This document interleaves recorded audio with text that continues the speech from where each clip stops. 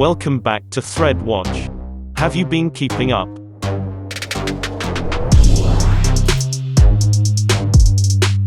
Okay, so back in the day, some computer nerds made machines that would take in a bunch of outside data, process it, and try to predict the future.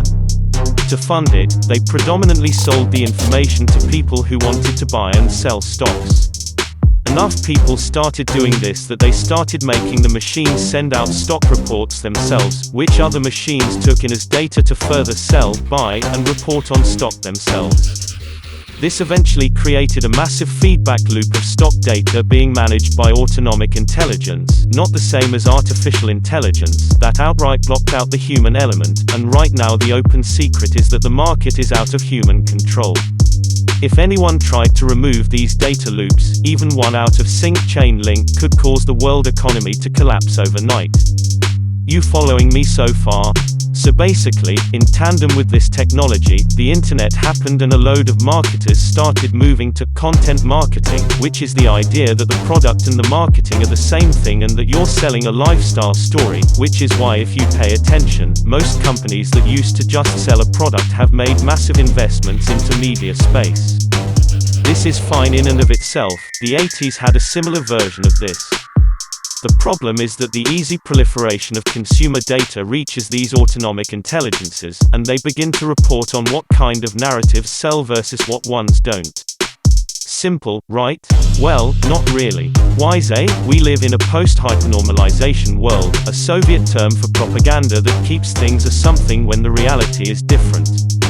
When you mix in marketing and propaganda with feedback loops, and add on top of that Google's ad program that essentially bubbles people into feedback loops, and only give them what they want to hear so you can sell them something, it basically creates mass psychological dissonance between different groups of people that, consciously or not, have their life's context formed around media narratives.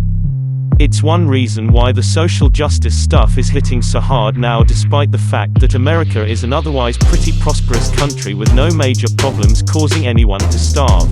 Anyway, the implication is that you basically have cultural narrative context being created by literal abstract machinations who may or may not be intelligent. That's no good, cause there's no moral parameter to stop the data from trying to get everyone to kill each other. See, people keep thinking the robot revolution's gonna be Terminator, but it's gonna be more like The Shining. So people have their lives contextualized by inhuman machinations, which, okay, it's pretty bleak but not outright destructive, right? Just a bunch of consumers being taken for a ride, right? Well, no. Why? The consequence of religion more or less falling out of style in the public consciousness is that there's no longer a single common cultural narrative.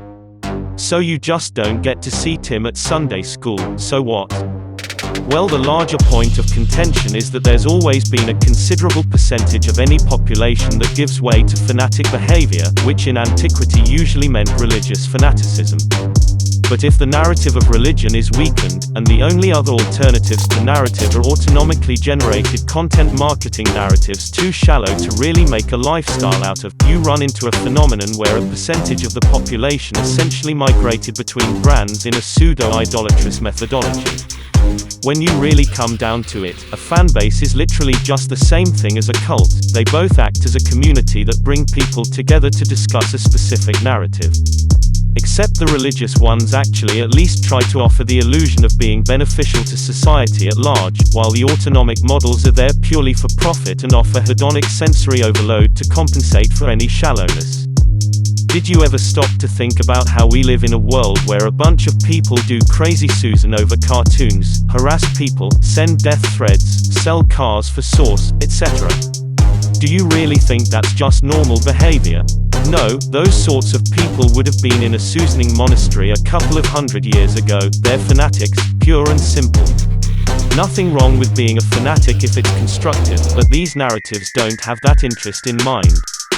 So, to put it bluntly, we quite literally live in a society where abstract mathematical formulas are in charge of a market that pretty much doesn't sell products anymore and is more focused on selling narrative scams based on the parameters from these algorithms, and a bunch of wackos who in another lifetime would have been witch burners who have nothing to spiritually satisfy their intrinsic obsessive tendencies are replacing a common cultural narrative with many different smaller ones in different tribes, which is how you end up with Nazis and commies in a prosperous capitalist country thinking the end of the world is next week, literally creating their own problems. One could argue that we have too much freedom of choice when it comes to information about narratives, and it's actively harming this society. The Russians use avant-garde techniques in their propaganda to give their population so much bizarre data to sift through they just conform with no real goal in mind. The Chinese just censor and have less overall data fed to their population.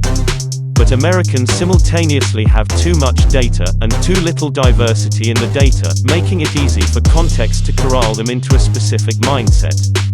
And all it takes is a pair of eyes to see that the current mindset for American populations is apathetic versus messiah complex murderousness. The silver lining is I think these marketers don't know they're playing with fire. I don't think it's entirely out of the question that someday soon a crowd of angry people will actually lynch content creators for not towing their own narrative complex, and very soon they may begin to live in fear. People think this sexual harassment stuff is a big happening, but I think it's only going to be a drop in a larger bucket that'll be the 2020s. If not apocalyptic, they'll be interesting times.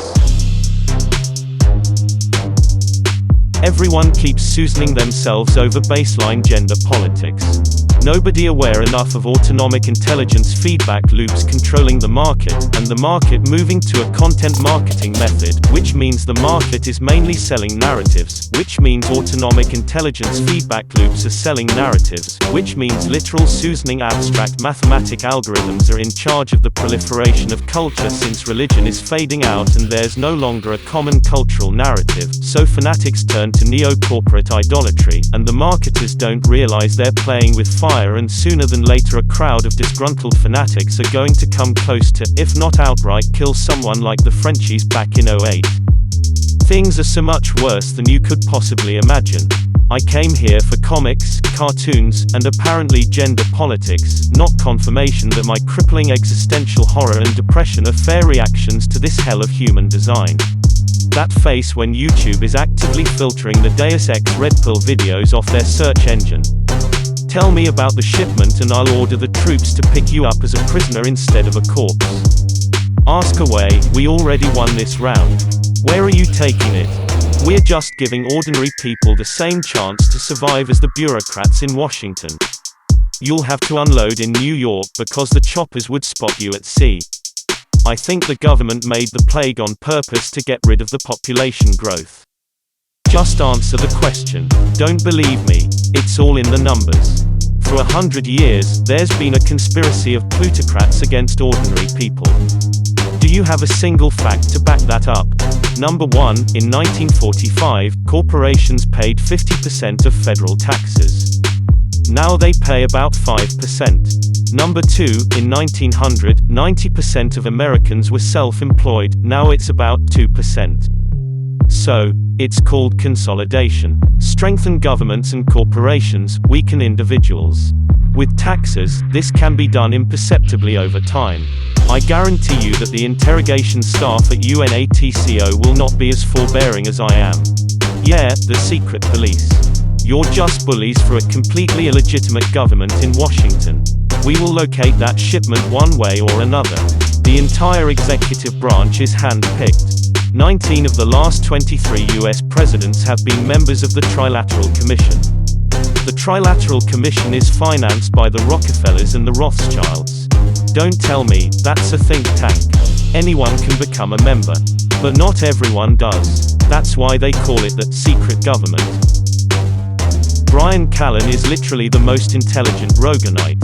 Brian Callen's dad is a very high-level billionaire banker with links to the CIA. Brian Callen denies all conspiracy theories when presented with them. Wow, what a shocker. I'm pretty sure he's one of Rogan's handlers. For reals. Son of a Susan is there anybody famous who isn't at least 3 degrees removed from the CIA? No. I've been bringing it up for years whenever this dude gets brought up. He's a literal CFR babby. Son of a Council on Foreign Relations member. Also daily reminder that Anderson Cooper of CNN is a Vanderbilt by way of his mother with CIA associations, and Mika Brzezinski of CNBC is the daughter of Zbigniew Brzezinski, one of the co-founders of the Trilateral Commission. Unless indicated otherwise, it's a pretty safe bet to assume anyone in show business has associations to CFR, TC and similar NGOs or the CIA.